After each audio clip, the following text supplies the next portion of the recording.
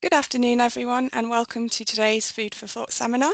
My name is Rachel Pointer, and I am part of the Food for Thought team at the Food Standards Agency. Before I introduce you to today's speaker, I'll just cover some housekeeping information. As this is a Microsoft Webinars event, you won't be able to unmute yourself or turn on your camera, and the chat function is disabled. We do, however, welcome any questions or comments that you might have, which you can post in the Q&A box, which should appear on the right-hand side of your screen. Any questions submitted will be picked up at the end of the presentation, but please feel free to add your questions as we go along and we'll come to them at the end. Today's seminar is being recorded and the recording will be uploaded to our Food for Thought YouTube channel shortly after the event. For today's presentation, I'd like to provide a very warm welcome to our speaker, Kate Jones. Kate is a PhD student focusing on the role of foresight in anticipatory policymaking to improve food supply chain resilience. Her PhD is co-sponsored by the Food Standards Agency and Food Standards Scotland, and her previous experience spans nearly 20 years in leadership roles in international and education NGOs, as well as teaching, consulting, and project management. The topic for today's seminar is resilience. Improving resilience is increasingly identified as a means to help ensure continued food safety, quality, and security. But what is resilience in the context of food supply chains? How do companies understand it, put it into practice, and consider it in their strategy? The seminar is based on Kate's research, which considers resilience from the perspectives of processors, manufacturers, and suppliers involved in one supply chain of just one product, chicken tikka masala. And with that, I'll hand over to Kate for her seminar titled, What Does Resilience Mean for Food Companies? Exploring the Chicken Tikka Masala Supply Chain. From all of us at Food for Thought team, we hope you enjoy the presentation today. Thank you, Rachel. It's wonderful to be with you all here today. I'm going to start by attempting to share my screen. This is one of the first of an enormous number of technical things that I will attempt to not get wrong during the webinar. If it all works properly, then it's going to be amazing. As Rachel says, I'm currently a PhD student at Cranfield University, and hopefully you can see my slides now. The research and findings I'm going to present to you today form part of my PhD, with thanks to my supervisors, Kanish Garnett and Paul Burgess at Cranfield University. I'm focusing on developing anticipatory action, an early warning system for food supply chain resilience, and my PhD is co-sponsored by the FSA as well as Food Standards Scotland. The research project I'm presenting today also received funding through the Food Safety Research Network at the Quadrum Institute, so thanks go to them as well for all of their help and support through that. Firstly, a very quick look at what we're going to look at today. So first of all, I thought it'd be helpful to have a look at what we mean by resilience and by food supply chain resilience. I'm going to present and go through a framework for food supply chain resilience that I developed as part of the research. And then we'll take a deep dive into the case study, chicken tikka masala, one of our national dishes, an example of a prepared ready meal that many of us enjoy. And then I'll take you through some of the key findings in terms of how supply chain actors approach resilience and what we can learn from them and their experiences. So first of all, next tech thing that could go wrong. I wanted to ask everybody here today what words come to mind when you think about the concept of resilience. So I'm going to attempt to share a poll, and I'd encourage you to just, hopefully you can see that. Rachel, tell me if you can't. Just to share what you think about when you think about the concept of resilience. So what words come to mind? Please just type your thoughts in and submit them here. It would be great to hear what you all think. And thank you very, very much to everybody who's doing that so far. It's wonderful to see all those words come up, looking at sustainability, forward planning, consistency, reliability, robustness, crisis response. See, we all think of different but overlapping things when we think of resilience. So many different different concepts that are related to it, so many ways of viewing this idea of resilience. And thank you to everybody. It's interesting that adaptability is ending up being sort of larger in the centre there. That's really interesting to me. But it's brilliant to see all of those responses. I'm going to leave that open for a couple of minutes while I head on to the next slide, just because it's so interesting to be able to see your responses there. So in terms of what we mean by resilience, and I'm going to close the poll now. Thank you very much for everybody who's shared there. I think that's closed. Resilience has lots of, it's used in lots of different sectors, so it sort of means slightly different things in those different sort of systems and those different places in those different sectors. So in engineering, it's used to describe the stress that a material can sustain before breaking. So it's the emphasis is on that material or returning to a known state. It's about bouncing back. Ecological resilience, on the other hand, describes sort of the behaviour of ecosystems when faced with disturbances. It's commonly represented through a cup and a ball analogy, where the ball represents the current ecosystem state and the cup represents all of the possible states within a normal range of variation for that ecosystem. So often considered to be like a zone of stability. So disturbances might change the position of the ball within the cup, but provided the ball remains within that cup, the ecosystem sort of has resisted that change. But if the disturbance comes too much for the system, the ecosystem will shift to a new state. So in the example you can see on the screen between, sort of, say, for instance, a grassy woodland and a dry forest. In the analogy, then, the ball shifts into a new cup. So once the state change has occurred, it may not be possible to return to the former state. So it's not about returning to the original state. It's about, recognizing that there are circumstances when that can't happen. In education or psychology, which is what I've often come across in my previous work, resilience is much more about adapting well in the face of adversity, in the face of trauma, tragedy, threats, stress. We talk about resilient learners being able to learn from mistakes, about failing forward, about sort of adapting to the environment, about getting out of the learning pit when you're stuck on something. This is more about how individuals handle the external world and adopt strategies to strive and thrive in it. And then in international disaster risk frameworks, resilience is the ability of a system or community, society exposed to hazards to resist, absorb, accommodate, recover, critically transform as well after an event or disaster in a sustainable, fair and democratic manner. Risk management contributes to this approach. The insurance sector uses resilience primarily in an operational institutional sense.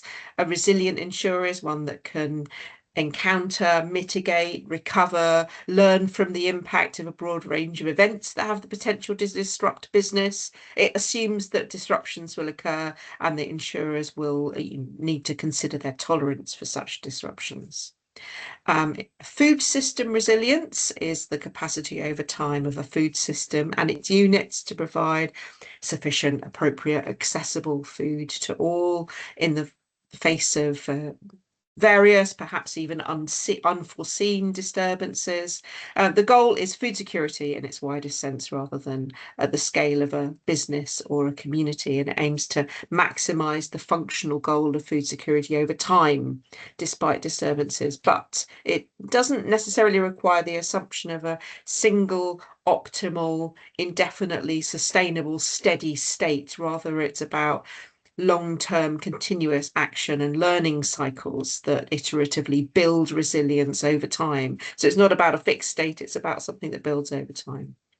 Disturbances can be seen then as an opportunity for learning, for change, for improvement next time around. Organizational resilience, on the other hand, looks at the firm, one company as the unit rather than a whole system, or in this case, a whole supply chain we're looking at. It treats resilience primarily as the capacity of an organization to continue delivering products or services at acceptable levels, whatever those might be, following a disruption. So the goal is protecting the organization's own operations, not the broader network. So supply chain resilience is a bit distinct from this, as it looks at how dynamics between individual firms will impact each other, as well as the goals of the individual actors. All of these are distinct, but they are overlapping. Each prioritizes particular states or changes over others. There are other distinct fields of study that look at resilience from like an urban or health or community perspective. But one thing that they all have in common is that they focus on aspects of the ability of a system, whether that's a place, a piece of infrastructure, a community, an object, our brains, to deal with change. So why a focus on supply chain resilience as a distinct area? So, and we know this, our food system has some inbuilt vulnerabilities that are baked in. They persist because they work very effectively to ensure we get a plentiful supply of great wide range of cheap food year round. In the UK, amongst our different vulnerabilities are that we can rely upon other countries to produce a large proportion of our food, particularly fresh fruit, fresh vegetables, legumes, not just those sort of products that we associate with being grown in warmer countries like tea, chocolate, coffee, bananas. Our system is also highly efficient. It relies upon speedy and efficient haulage and transport. There are also some vulnerabilities around our environment as well. So biodiversity loss acts as a vulnerability as the number and variety of, say, pollinators decreases. But there are other vulnerabilities as well. These are just examples I've put on the screen here. Others might be persistent food insecurity or long-term climate change. While our food system persists in the context of these vulnerabilities, when we layer on hazards that we increasingly face, such as adverse climate events, geopolitical events, our system can be less resilient to these and other shocks. The COVID pandemic was a shock that put some severe stresses on our food system, but so has Russia's invasion of Ukraine, winter flooding in the UK, conflict in the Middle East, and droughts in key bread baskets such as China and Brazil.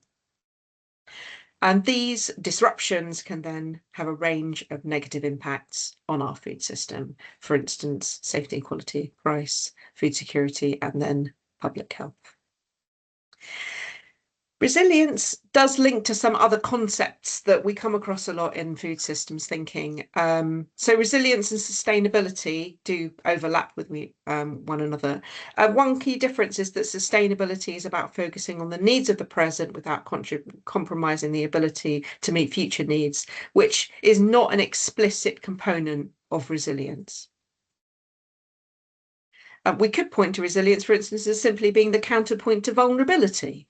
Vulnerability is about a combination of risk and readiness that indicates levels of sensitivity to a shock, whereas resilience can be improved by looking at a system's ability to adapt in response to change or by reducing risk.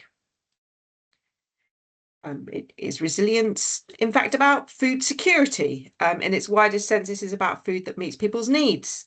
They can access it, they can afford to produce it and to buy it, and that it's appropriate in terms of its safety, its quality, its authenticity, it's culturally appropriate, and it's nutritious. So looking at resilience through this lens would focus more on the outcomes of resilience, health, nutrition, economic well-being, culture, and rights. So in short, existing concepts in food systems are they're helpful when we look at supply chain resilience. Now we come to a key challenge, measuring resilience. So if there are so many overlaps and so many ways of thinking about resilience, how do you measure something when there's no consensus on what it really is? So there's lots of questions that we come up against when we're thinking about measuring resilience. What does an acceptable or normal level of functioning look at? Who benefits? What sort of disruption should a system aim to cope with? And what's just too much? Is it a state that we're aiming for, or is it a process? Is it about bouncing back, or is it about bouncing forward to a new normal? How does it trade off with cost, trust, with continuity, with efficiency? Is it about operations day to day, or is it about a long-term strategy, or is it about both? It's also about different spatial scales and perspectives and timescales, and that's an interesting one. There are well-developed measures in some aspects, for instance, at a national level, measurements in food security, and also some work at community or city or household or even firm level. But there's less work at like a food system or a food supply chain level. There's been less research on looking at that. And that's where my research came in, I guess. I wanted to sort of understand how different actors in supply chains perceive resilience and how their perceptions influence their actions and what impact this has on the supply chain as a whole.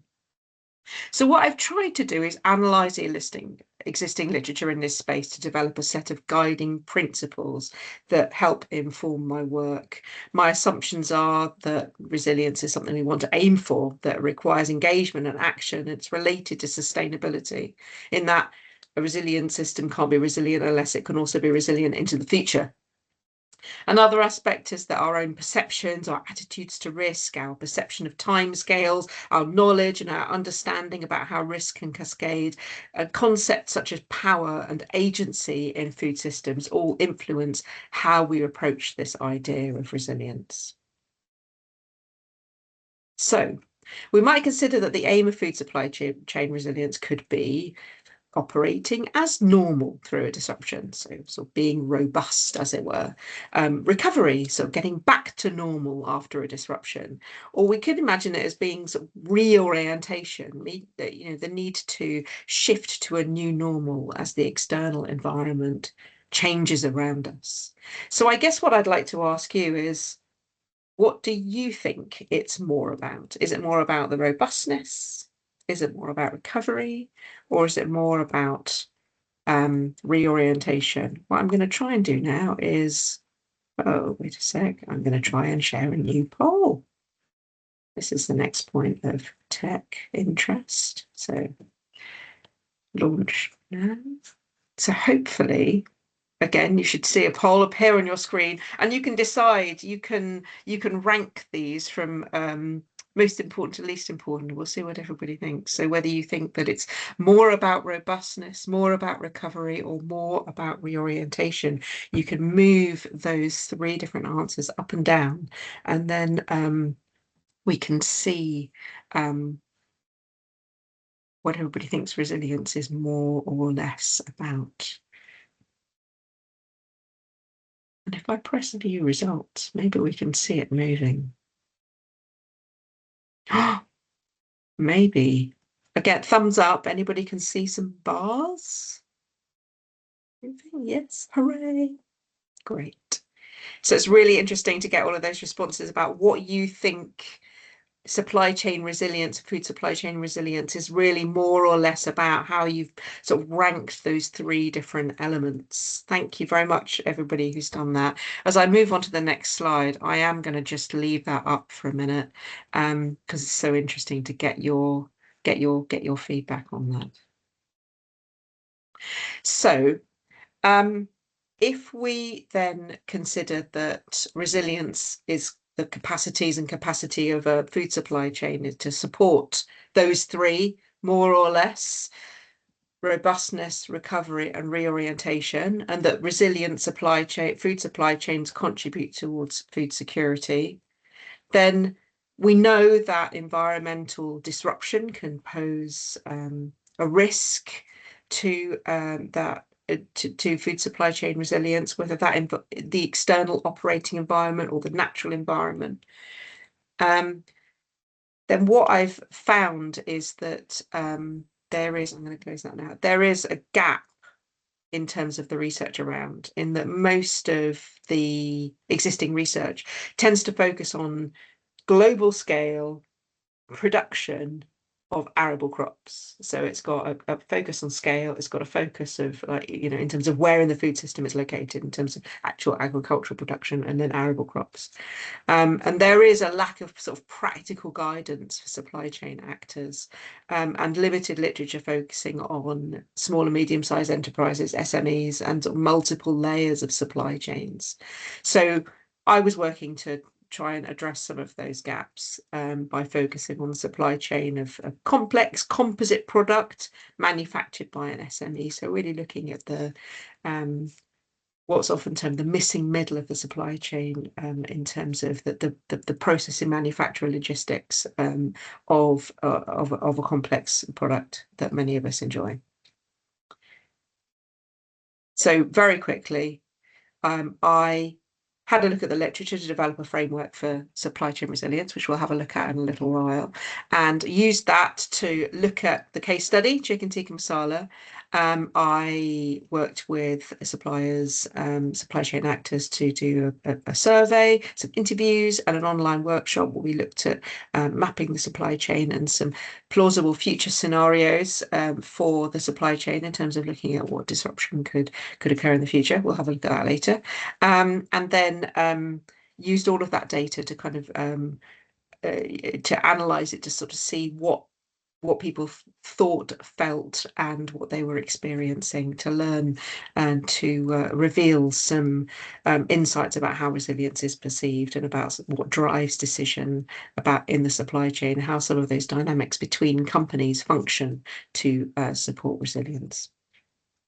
Very quick look at this framework. So if we consider that supply chain management for resilience is a combination of operating as normal, back to normal, or to a new normal, so that robustness, that recovery, that reorientation, then there are a set of strategies for resilience that companies might use within that. So to maintain or improve robustness, their recovery or their reorientation. So on robustness, they might focus on redundancy, on security, or redundancy on storage, backup supplies, or on ensuring that components adhere to safety regulations, taking steps to ensure no food fraud is taking place. So there are strict processes in place that help us do that. They might want flexibility, having alternative suppliers, or the ability to deliver in different ways at different levels, at different timescales to customers. When they're thinking about recovering from a shock or getting back to normal, they might want systems in place in companies that can react or make decisions quickly about changing something when things go wrong. So having a rapid way to ensure that replacement supplies meet regulatory specifications or the specifications they need for their recipes. They might want to focus on visibility, collaboration, having knowledge and relationships through the whole supply chain outside the company so that they can gain information and envisage and see potential problems arising in advance, to kind of work together to collaborate with actors across the supply chain outside the company. They might want to develop a risk-aware culture, so have systems that are designed to look and re-look at the potential for disruption, crucially thinking about learning from disruptions to improve the next time around, so changing what they do as a result of experiencing disruptions. And they may want to reorient to a new normal by developing sort of early warning related to visibility and collaboration, risk-aware culture. It's about having systems, knowledge, relationships in place to sense when a disruption might have an impact in the near to medium term future. While adaptability would be more about changing what the business does, how it operates, what its outcomes are over the long term in response to changing external environments. And we also see that ability to adapt to change what the business does or how it operates or what its outcomes are. It's the ability to develop that risk-aware culture. It does assist with being affected less by future disruptions. So if you're thinking about something proactively, then it can sort of improve your robustness. So as it were, these three areas of robustness, recovery, reorientation, they do work together. So the case study, let's have a quick look at it now. So let's have a very, very quick overview of what happens or what I focused on within my research. There were two major companies involved at the center of the supply chain here. Company A a UK-based SME supplying chicken tikka masala and other products into Company B, which is a large food service company. So ingredients are sourced from a range of UK suppliers, delivered and stored at Company A, cooked, packaged and frozen at Company A, and then transported as frozen products and sold to Company B, transported to a distribution centre, and then distributed from there to customers. So we can see here an idea of those different types of suppliers we've got, different types of ingredients and packaging that are involved in supplying all of those different ingredients and components to be manufactured, which are then purchased and taken to a distribution centre by Company B and then sold into public sector food service and commercial food service as well. So this arrangement of the supply chain, the setup, enabled me to gather perspectives at a variety of scales, from very, very small companies to very, very large multinational ones at different stages of the supply chain. There are an enormous number of countries involved. This is just in the tiers that I focused on. I feel sure that there are more origins involved in when we look at sort of inputs, the things like fertilizers, etc. But in terms of sort of tracing the ingredients and those components back to their origins, we could see that there are at least 36 countries involved in that.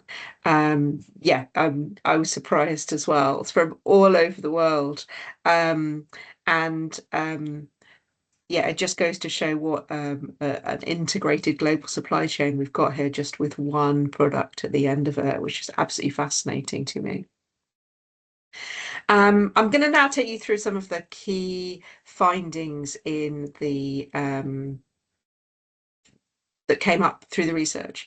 I'm not going to read out all the quotes. They're there for you to take a look at if you'd like to. Bearing in mind, reading some of the quotes might be more interesting than my voice carrying on. So all of the organisations that I spoke to, they felt that disruption to their supply chain was increasing. And the things that worried the most in terms of sort of environmental disruptions, which was what we really focused on, was obviously the pandemic had been a major source of disruption for organisations, but they were also worried about adverse weather, disruptive climate events, and they felt that disruption tended to start with suppliers. That was interesting to me because actually, from the point of view of COVID, it had been more of a demand shock than a supply shock. And so the one that had acted as like a catalyst for a change in management strategy for lots of companies actually was about massive changes in demand, in the patterns of demand, particularly when it came to food service, which had changed overnight through lockdowns. Although disruptions were companies that taking part of the research often said that disruptions started with their suppliers, so sort of upstream in the supply chain or in the field. Actually, some of them, the one that had really, really affected them came from a demand side rather than the supply side. Because of this focus on getting the supply and the fact that disruptions usually tended to be seen as starting with suppliers, that meant that kind of indirect or cascading impacts were not necessarily considered in those planning and management strategies. One thing that I found really interesting in terms of the sort of attitude to resilience was that reputation and continuity were absolutely paramount for those organisations taking part. So, of course, price was important in the context of contracts and competition, but not in and of itself. All the suppliers sourcing internationally have been impacted by shipping delays. I was doing the research in early 2024, but this is going on in another way at the moment. Back then, it was sort of geopolitical disruption in the Red Sea, and the shipping impacts of the changes that had taken place. Ships having to sort of sail all the way round the bottom of South Africa rather than coming through the Suez Canal, for instance, had a massive global impact for many of those organisations who were importing things from particularly from Asia. And this had led to shortages and price increases. And then some suppliers had seen those due to the environment, for instance, impacts on the reduction of the yield of oils that meant that prices had gone up. And there was one interesting example of environmental change leading to opportunities as well. In terms of one supplier talking to me saying actually they'd had a problem. One of their suppliers had sort of dropped out because they'd realized that they could make a better return if they swapped from producing one processed product to another. And so that meant that a new supplier had to be found for that particular product. So here we have an example of how the increasing disruption from climate change creates opportunities for organizations to make more money doing one thing rather than another, and then that creates disruptions downstream. In terms of organizations' perception of resilience and how it influences their decision making, it was very interesting to me. I asked a very similar question to all of them that I've asked to you today in terms of resilience. Is it more about recovery, robustness, reorientation? And actually, they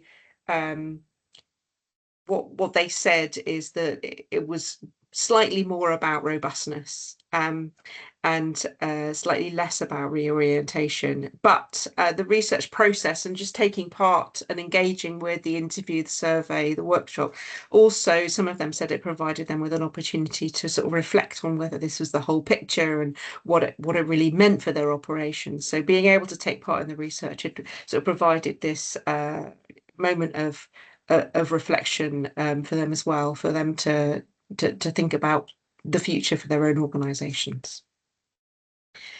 But their priority was recovery and robustness rather than reorientation. There was that recognition that operational resilience might not be enough. There was an example where, for instance, where one person had said, we just couldn't get hold of this ingredient. Actually, we went down the route of thinking about whether we'd have to change our recipe as a result. So this sort of reaction to a shortage, this has happened to us already. What can we do to react to it? So a recognition that you may have to sort of think more long term or make more long term changes based on that. And one organisation had changed the way that they made their products from a make to demand, a make to order, to a make to stock. So rather than having a selection of things that people could order, they would go out to their customers and say, here are the things that we have available, or here are the things that we can make for you. What would you like? What would you like to have? And that had enabled them to cope with the disruption to supplies easier than having the pressure to have to manufacture whatever they were told to. But there is a sense of inertia in there in terms of the focus on recovery and robustness, and the sort of not this thing about sort of we'll change when we need to, and the kind of reactive rather than the proactive side of resilience.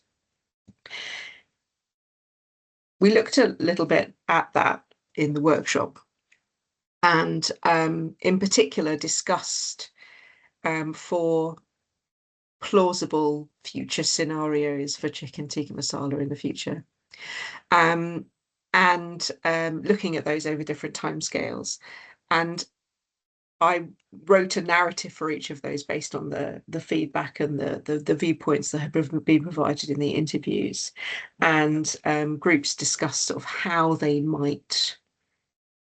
scenarios might impact or not impact the supply chain operations and how it might disrupt the supply chain. And those 4 scenarios, very briefly for you here, were a UK summer drought in 2026, with wildfires closing key infrastructure, including a port. The second one was like a decline in spice production and exports from India and China by 2027. It's happened to be a location where many different elements of the chicken tikka masala spice mixture came from. The third one was an emerging new avian flu strain in 2040, which it has echoes of COVID and spreads to humans, particularly importantly impacting poultry and how that might change the supply chain. And then the last one was the potential for a long-term decline of domestic seasonal food production by 2040, so impacting vegetables and cereals. What I to know, hold on, sorry, I'm just going to, my last poll for you is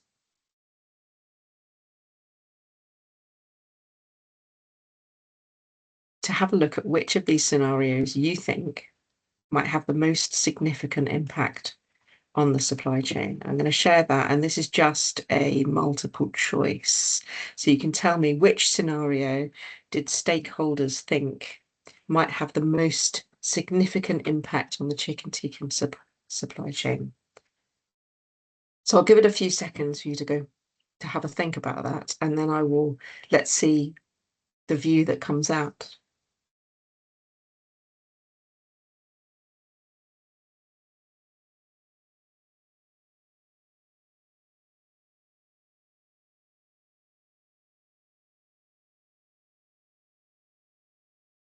So hopefully you can see those results. Someone give me a thumbs up. Yay, that's great. So it's really interesting to gather your thoughts on what you think participants in the research thought might have the most significant potential impact on that supply chain. I'm going to close that down now, but actually you can see really there's a strong feeling here that avian flu has a real potential, but also quite a lot of people thinking about the decline in spice exports as well. And I've got to say, you're all both right and not necessarily. Because although there were long discussions around avian flu, actually it was the decline in spice production that could potentially have a really significant impact, because so there were a few interesting things that came up with both of those. For the avian flu one, actually the suggestion was that if that got really bad, in terms of sort of trust in eating poultry, or in terms of the availability of poultry, that actually you might swap and do, say, for instance, a beef tikka masala instead. And that if spices were very hard to get hold of, actually you might swap and just not do curry at all. And so in terms of the sort of significance of that change, actually it turns out that it's those marginal ingredients that potentially create a decision that's in a way more fundamental. So maybe we can't offer this variety anymore. This composite product will create something with ingredients that can be sourced without those spices, which was incredibly interesting coming out of the research. Now, I'm very